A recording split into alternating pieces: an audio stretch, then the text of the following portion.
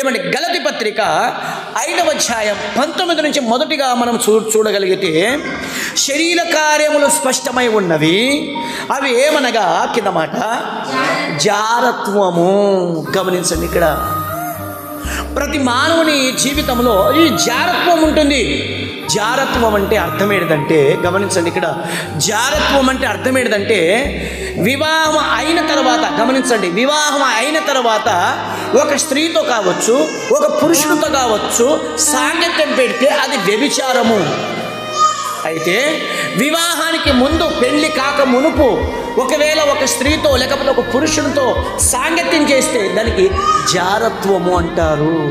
వివాహం చేసుకున్న తర్వాత, వివాహమైన తర్వాత ఒక స్త్రీతో మనం సాంగత్యం చేస్తే, ఒక పురుషునితో మనం సాంగత్యం చేస్తే దానికి వ్యభిచారం అని బైబిల్ చెప్తుంది. ఒక పురుషుడు లేకపోతే ఒక స్త్రీ వివాహం కాకుండా మరొక స్త్రీతో పురుషునితో సాంగత్యం చేస్తే దానికి జారత్వము అని బైబిల్ చెప్తుంది.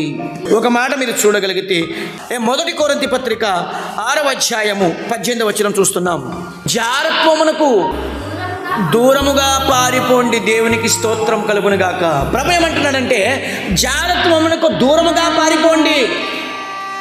ఏమండి, ఈ రోజుల్లో చాలామంది యవనస్తులు ఊరేసుకుని ఎందుకు చనిపోతున్నారు తెలుసా? ఏమండి, ఎందుకు పిల్లలు ఊరేసుకుని చనిపోతున్నారు?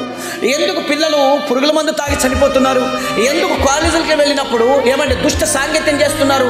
ఎందుకు కాలేజీల్లో ఉన్నప్పుడు ఏమండి లవ్లని, ప్రేమ వ్యవహారమని తల్లిదండ్రులు లెక్క చేయకుండా ఎందుకు చనిపోతున్నారంటే దానికి గల కారణం జారత్వం. మనిషి ఎవరు ఏచినలో ఏమండి తాగడానికి, తినడానికి, చెడు చూపులు, చెడు ఆలోచనలు చేయడానికి ఇష్టపడుతున్నాడు. కారణం ఏంటంటే మానవుని శరీరంలో జారత్వం ఉంది. మానవుని జీవితంలో ఏముందంటే జారత్వం. ప్రభు చెప్తున్నాడు, జారత్వం నుండి ఏం చేయాలంట? దూరముగా పారిపోండి.